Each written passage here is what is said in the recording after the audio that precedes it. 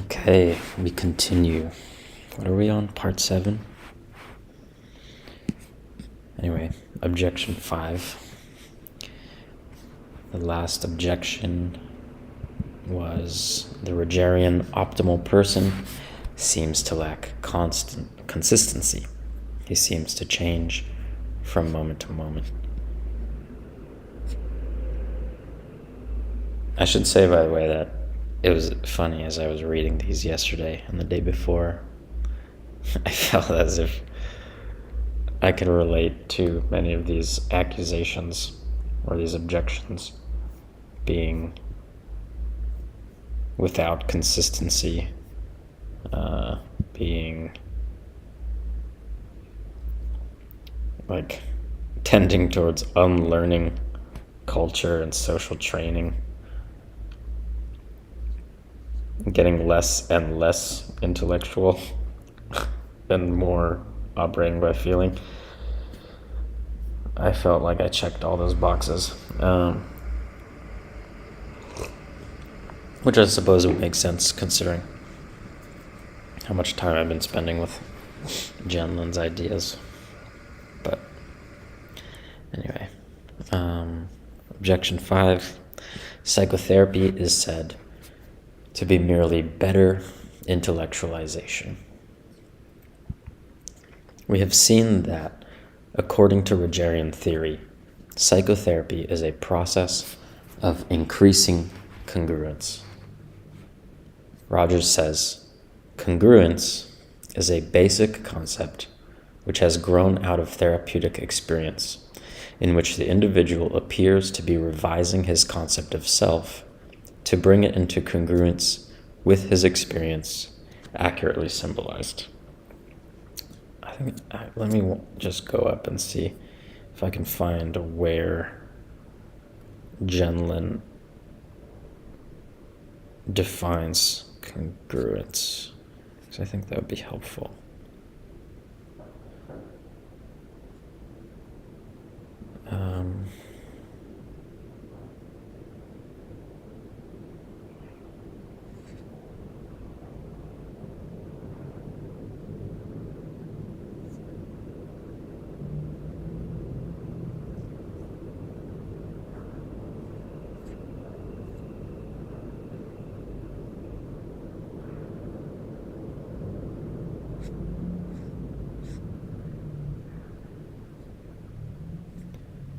This. If an individual's perceptions and behaviors are based on all his experiences, then his responses are based on the fullest possible information about himself and reality. His own experience, from moment to moment, is therefore the best possible basis of interpretation and action. To the extent that all his experience is in awareness, the individual needs no external guidance, no stereotyped constructs, no superego. His organism is the best guide, both from his own and from society's point of view. Okay, so that's not what I was looking for.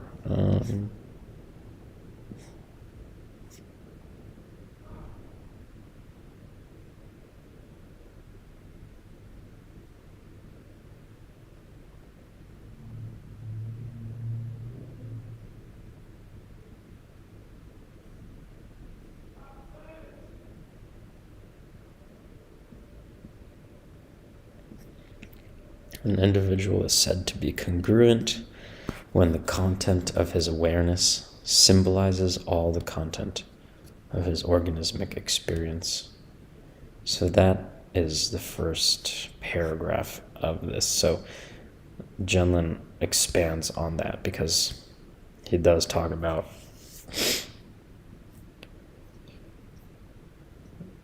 this content of awareness is not, or rather what the content, all the content of his organismic experience isn't explicitly aware, isn't explicitly symbolized, but it's like accessible and functioning.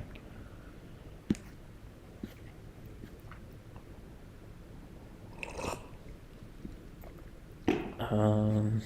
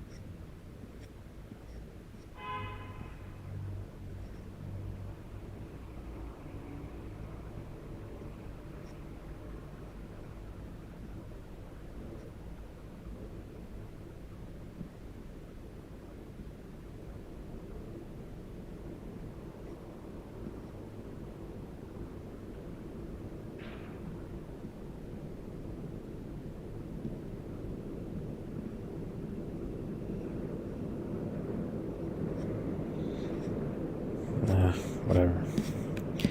I'm not going to find it right now. Okay, so we have seen that, according to Rogerian theory, psychotherapy is a process of increasing congruence. Rogers says congruence is a basic concept which has grown out of therapeutic experience, in which the individual appears to be revising his concept of self to bring it into congruence with his experience, accurately symbolized. Okay, so I'll try to break that down. So the individual appears to be revising his concept of self, that's one part of it, to bring it into congruence with his experience, or to bring it into congruence with his experience, accurately symbolized. Right, and so focusing, experiencing, is that process of symbolizing raw experience. Right, that's what, when focusing is working, you are accurately symbolizing your experience, right? So I would put in here, this is basically focusing, right? Finding a handle and resonate, having that handle resonate with your felt sense. So then congruence is when you are revising your concept of self so that it is basically in alignment with the symbols that you're finding in that process of focusing.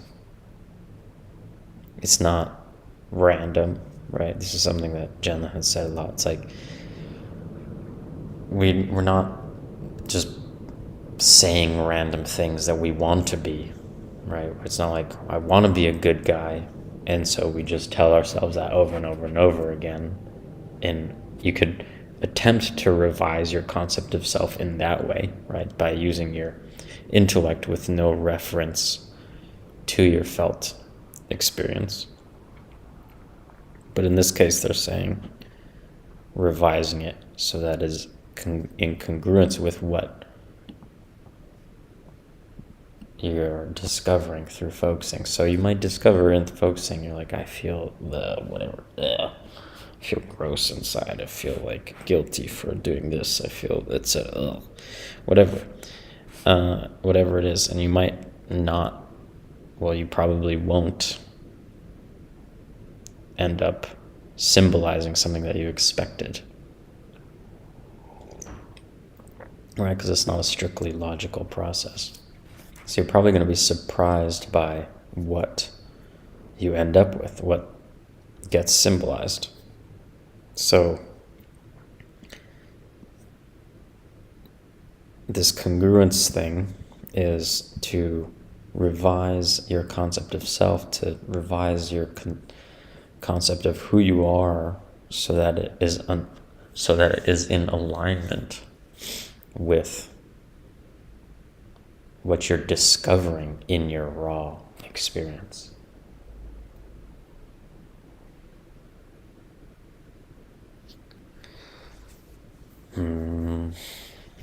That's satisfying to me, but I doubt it is satisfying to as an explanation to anyone else, but I'll keep going.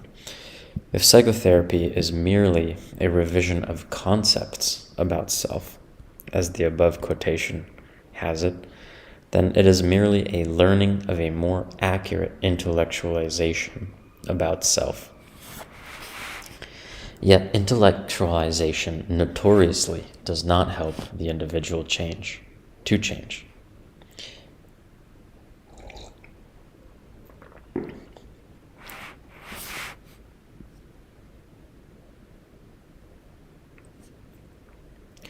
Concepts about self may be accurate, even though the individual does not directly feel or change what the concepts refer to.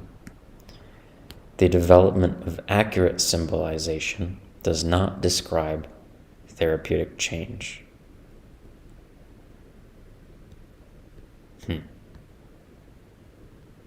It seems to describe a growing facility for accurate intellectualizing. The development of accurate symbolization does not describe therapeutic change. What does he mean in this case by accurate symbolization? Accurate in what sense? Accurate in... It doesn't sound like he means accurate in the sense that he means accurate when he describes focusing later on, of the accuracy of the handle resonating with the felt sense, right? That's one way to talk about accuracy. That's one way that he talks about accuracy. But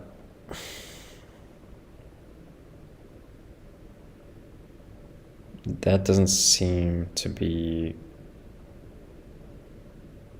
Because if that were what he's talking about here, then I think he would say that describes therapeutic change, right?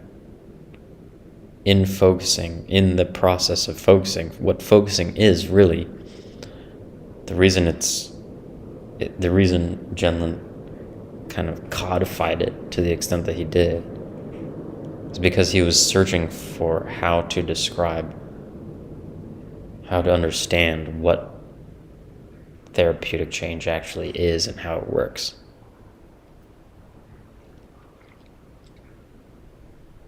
So focusing in many ways is therapeutic change.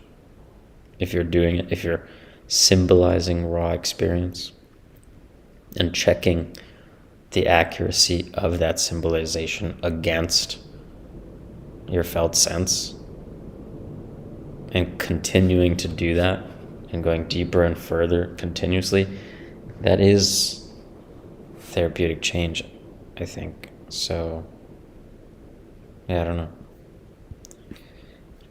Anyway, we can see that this is not Roger's meaning, since he writes that clinical experience reveals the client revising his concepts to bring them into line with his experience.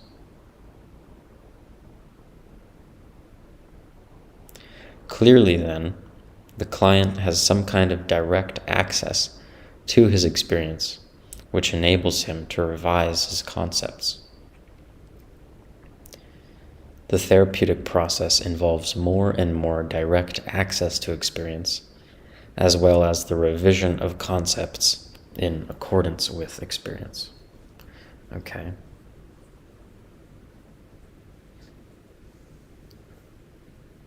So maybe what I was having trouble with up here, actually, right, because he's saying this is not Roger's meaning, right? So this, what's said in here, is not Roger's meaning, which would lead me to think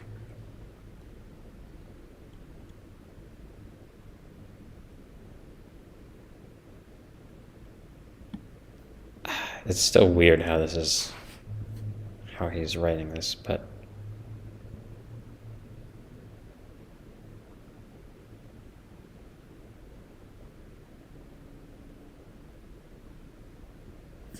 concept of self may be accurate even though the individual does not directly feel or change what the concepts refer to. The development of accurate symbolization does not describe therapeutic change. That seems so unlike what Gendlin tends to mean. So, yeah, I'm disposed to think that he's just stating what Rogers doesn't mean.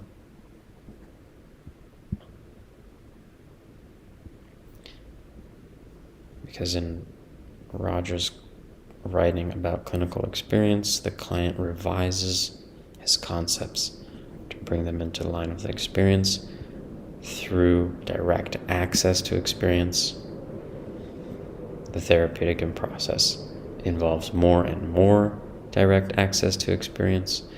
Yeah, okay, anyway. Direct access to experience is provided by the functions. Direct access to experience is provided by the functions of experiencing during psychotherapy. The client directly refers to his moment-to-moment subjective feeling.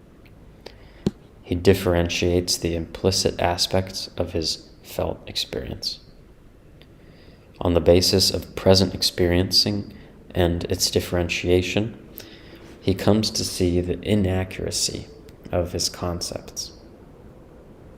He forms new concepts to fit the implicit meanings of his moment-to-moment subjective feelings.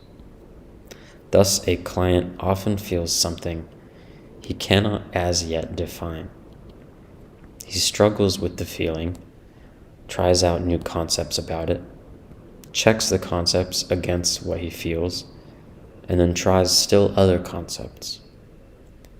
As he does so, his moment-to-moment subjective feelings themselves change.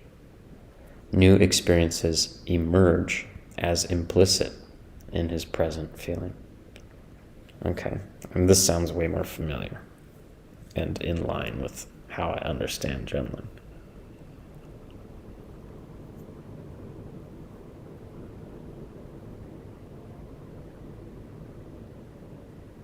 Right, so that forming of new concepts.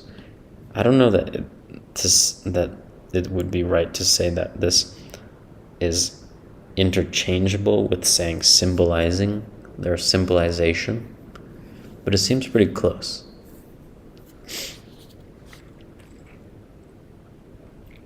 Right, that process of trying out new concepts and checking the concepts against the feeling and trying that again and again until it is accurate and resonant, right? That is the process of trying to symbolize your raw experience. So in many ways, it sounds like that is the forming of new concepts.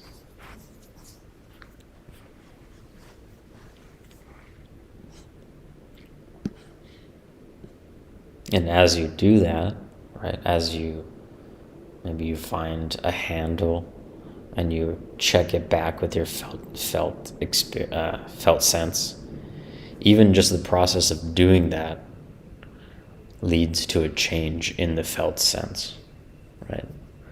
So the process modifies the experience itself. And I guess that's what he was talking about earlier, about the process of experiencing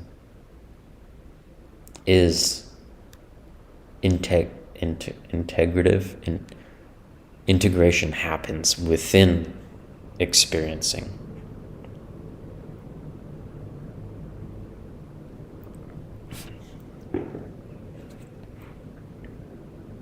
Because as you do it, as you give that kind of attention to your experience, moment by moment, It modifies what you're experiencing, and it modifies you.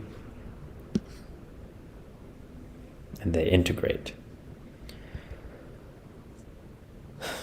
Thus, the observed therapeutic process of increasing congruence is far from mere intellectualizing. However, to formulate this fact, we have had to revise the notion of congruence so that it refers not merely to symbolized concepts about experience. Rather, it must refer to the implicit presence of experiences in an individual's moment-to-moment subjective process. Through direct reference to this process, he becomes more congruent in a deeply changing sense, not in a merely intellectual sense.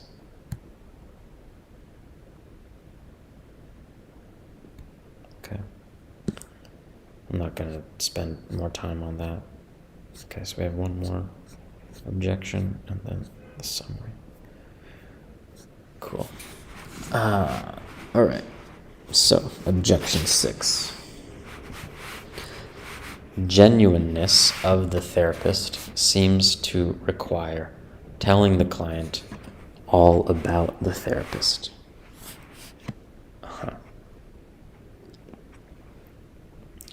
Like radical transparency or like complete vulnerability and openness. Having no boundaries.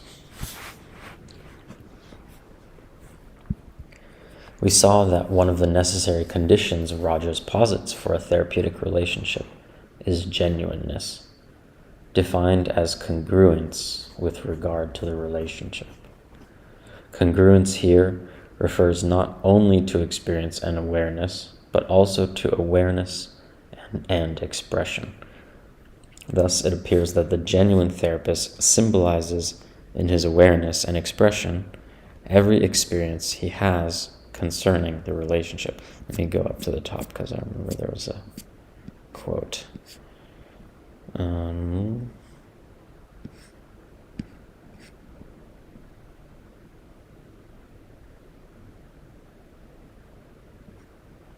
One of the conditions of a therapeutic relationship is genuineness or congruence in the relationship.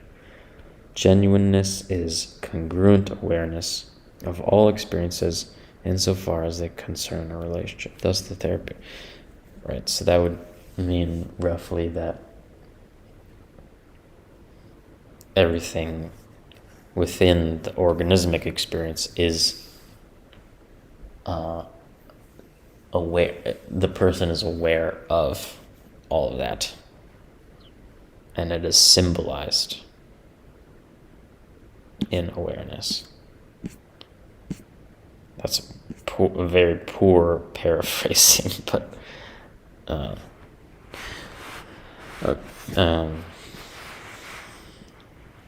right, so thus it appears that the genuine therapist symbolizes in his awareness and expression every experience he has concerning the relationship. Right? So everything that, if I were the therapist, everything that I feel and experience about the relationship that I have with you, for example, or the client, whoever, all of that is symbolized in my awareness and in my expression as well. Genuineness has been interpreted as a statement of all the therapist's personal feelings to the client. When the sense of genuineness is applied at certain occasional times during psychotherapy, it can be useful. Occasionally, the therapist is aware of a feeling of his own, which has interfered with the relationship. By expressing it to the client, he gives the client an accurate perception of it instead of a confusing one. Right, this is a really powerful and interesting statement, right? Genuineness has been interpreted as a statement of all the therapist's personal feelings to the client, right? So just, yeah, like that idea of radical honesty, holding nothing back, no boundaries. If you feel it, if you think it, you say it.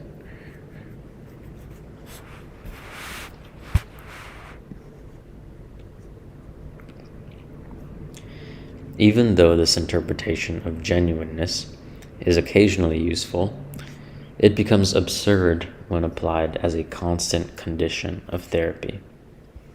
It would be absurd and impossible for the therapist always to symbolize in his awareness and state in words all the different feelings about the relationship which he could discriminate. Such a therapist would not listen to the client, nor would he give the client time to speak. The therapist would spend each hour expressing his feelings. Right, because that's what the client is there to do, is to symbolize their experience and their feelings.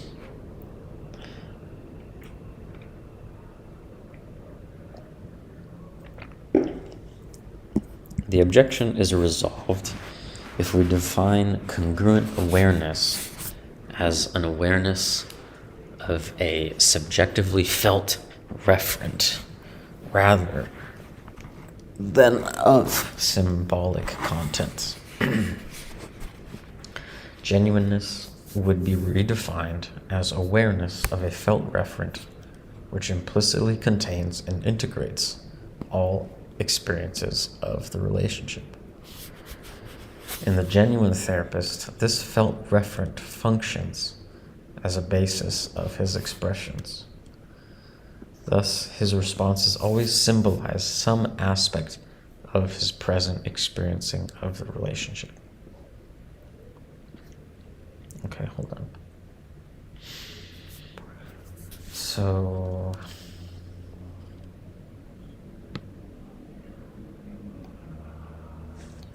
this is a result if we redefine congruent awareness as an awareness of the subjective. So an awareness of the felt sense rather than of symbolic contents. What does that mean though? This makes sense. An awareness of subjectively felt referent, but as opposed to symbolic contents. Don't know. Genuineness would be redefined as awareness of a felt referent. That felt referent implicitly containing, or that awareness of the felt referent implicitly contains and integrates. Right? That's that. What was said earlier. The experiencing integrates the experience.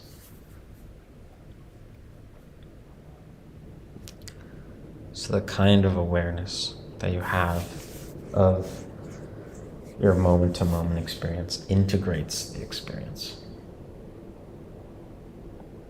So the therapist, the genuine therapist, is aware of his own experience in this way, and as such, his experience is constantly being integrated and is thus functioning as a basis for all of his experience and expression. Right? It's all integrated, so it's all there to inform and shape every further experience that he has, right? And the way that he responds.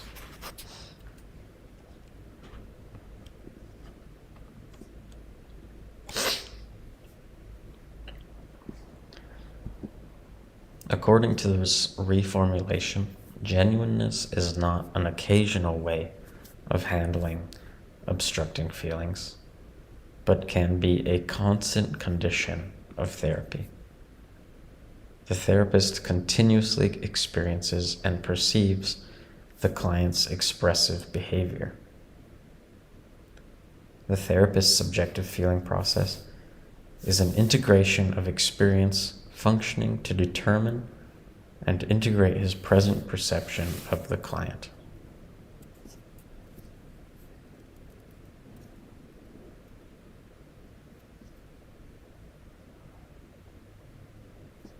Therefore, the therapist can refer directly to his own present felt referent and find implicit in it the basis for symbolizing some aspect of the client's expressed world.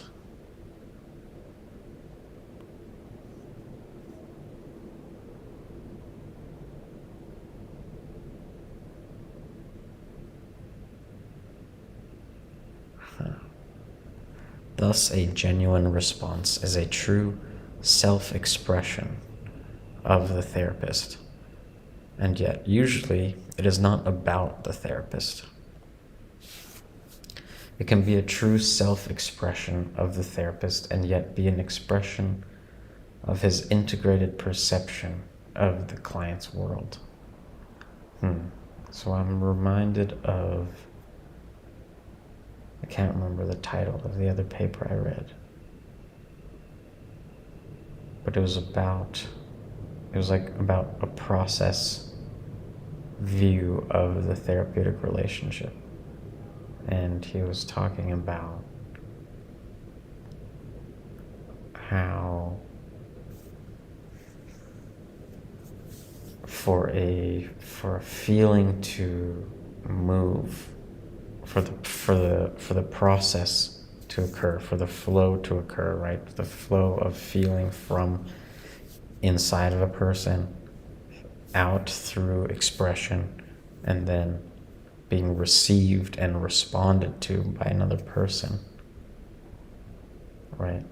That reception and response on the part of another person is essential for facilitating the flow of feeling in the client.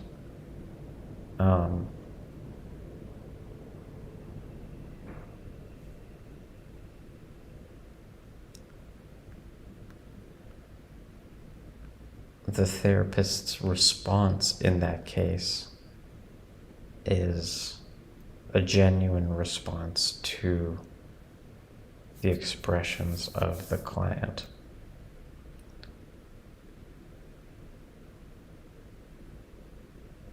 I feel like I'm just saying gobbledygook, but it's like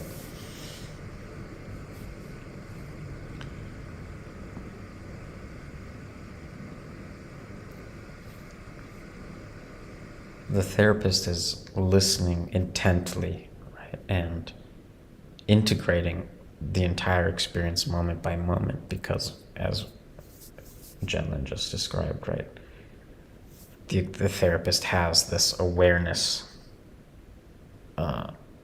of their own subjective feeling moment by moment. So everything that's being experienced is getting integrated, and as it gets integrated, it shapes, or it's like, so what's getting integrated is everything that the therapist is getting from the client. How the fuck do I explain?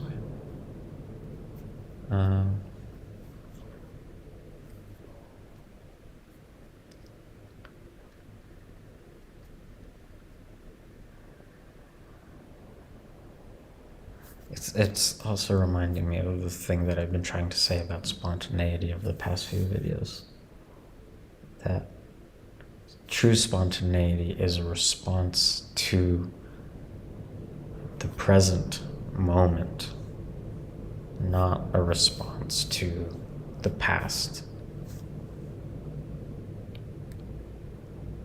And so a true, genuine response on the part of the therapist to the client has to be coming purely from the present moment, right? It has to be purely in response to what's being expressed at this moment by the client.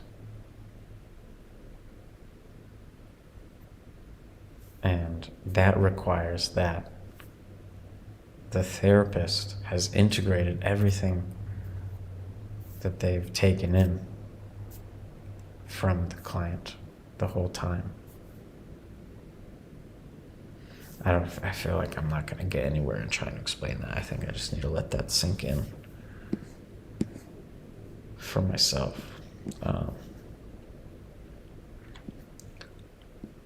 Occasionally, the therapist's feelings prevent him from experiencing, perceiving, and integrating the client's expressions. Only then occurs that special case we have mentioned, when the therapist is advised to symbolize and express the feeling which troubles him and which he cannot integrate.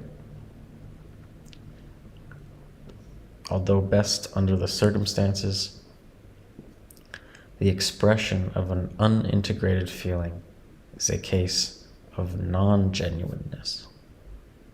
A genuine therapist's expression will not be some single feeling, such as pure impatience or disturbance. A genuine therapist is said to be aware of all his experience of the relationship. Anything a genuine therapist expresses is a result of a modified integration of all these experiences, not a symbolization of one single unintegrated feeling.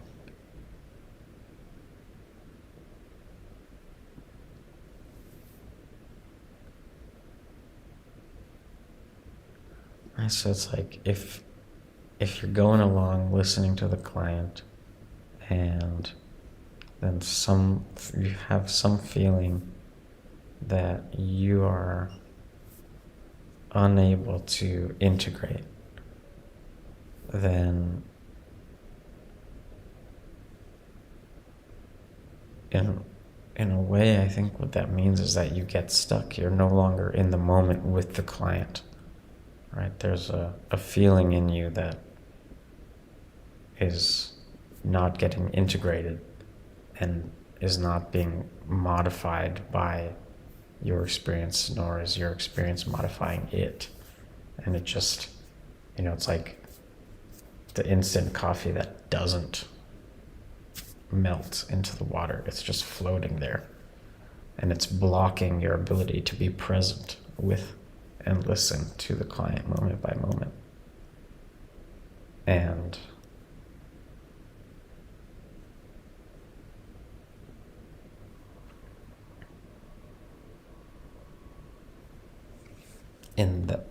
when that happens, I guess, is the assumption here that like the client will be able to feel that and recognize that the therapist is no longer there with them and be confused about what's going on. And so in that case, it's advisable for the therapist to express what that feeling is.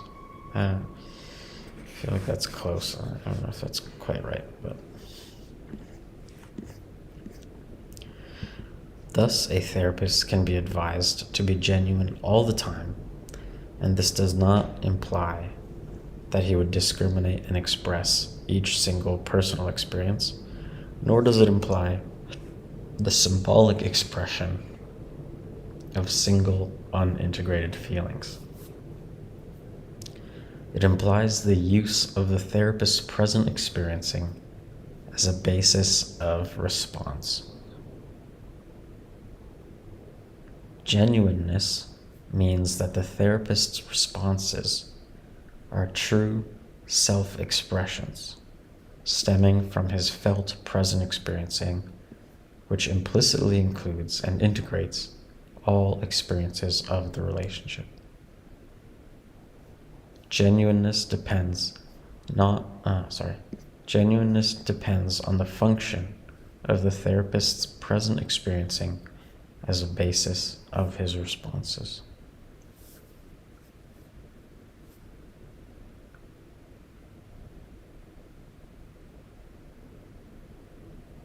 Yeah, thinking about spontaneity again, and like one of my favorite books on improv is really a book about listening with your whole self, right? And being deeply in the moment with another person and taking in everything from the other person,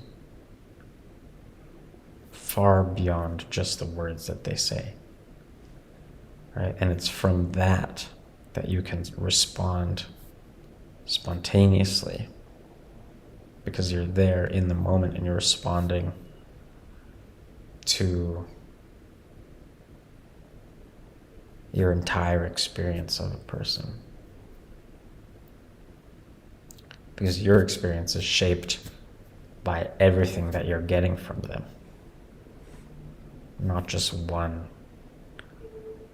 single aspect, nor from an impression that you got moments ago, but rather the impression that you have moment by moment. It's in the moment. It's spontaneous. It's a self-expression. It's genuine in that it's a self-expression, but that self-expression takes into account everything you've experienced about the other person up until this point.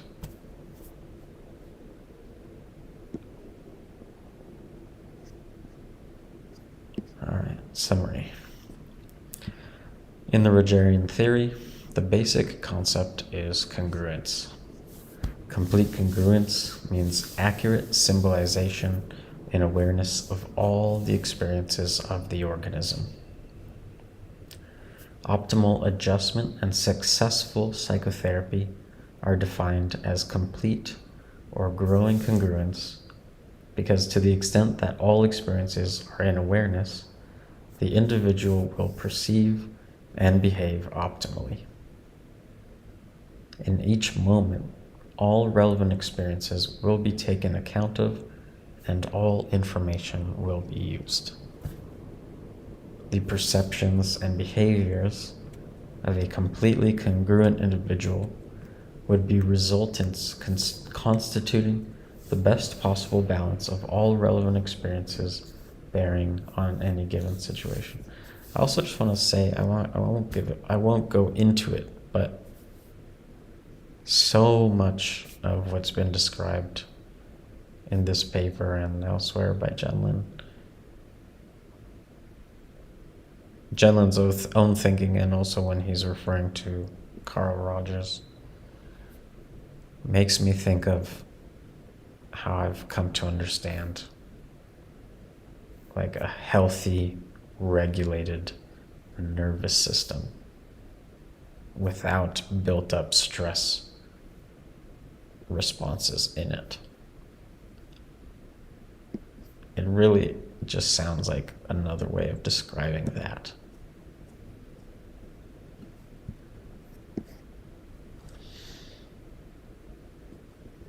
Complete congruence thus means that all experiences function to determine perception and behavior. Therefore, congruence cannot be defined as explicit symbolization, as the theory now holds. All experiences cannot be explicitly symbolized in awareness simultaneously.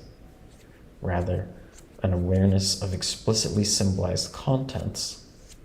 Congruence implies an implicit awareness in which very many experiences function in any one moment.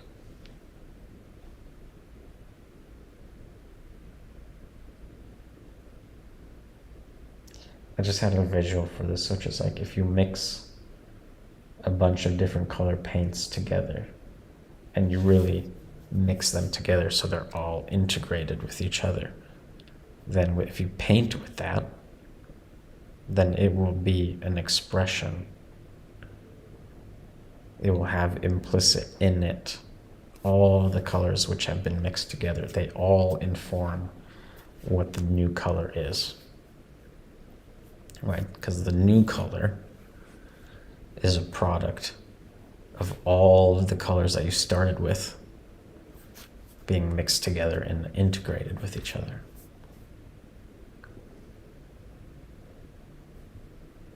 If any one of those colors that you started with didn't integrate into the whole mixture, then the resulting color wouldn't be the same.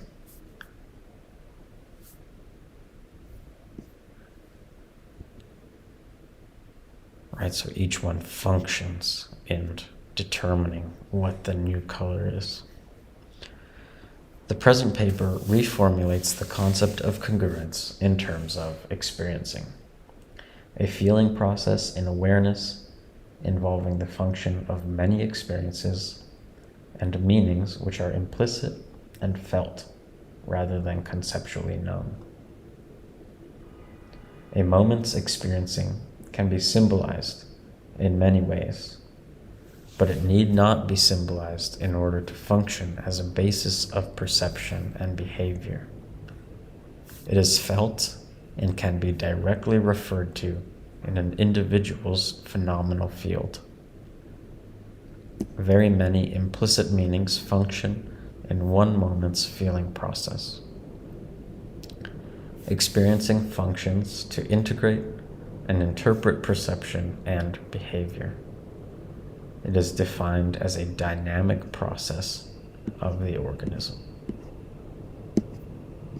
Many current objections to Rogerian theory arise because the concept of congruence is defined as awareness without the function of experiencing. The paper examines some of these objections. It attempts to show that they can be resolved by the reformulation in terms of experiencing. Yeah, okay. So many of the objections to Rogerian theory about congruence, right, which the main thing, I guess, in Rogerian theory is congruence. Many of the objections arise because congruence, as Rogers talked about it, didn't include this concept of experiencing, which Gendlin is now developing.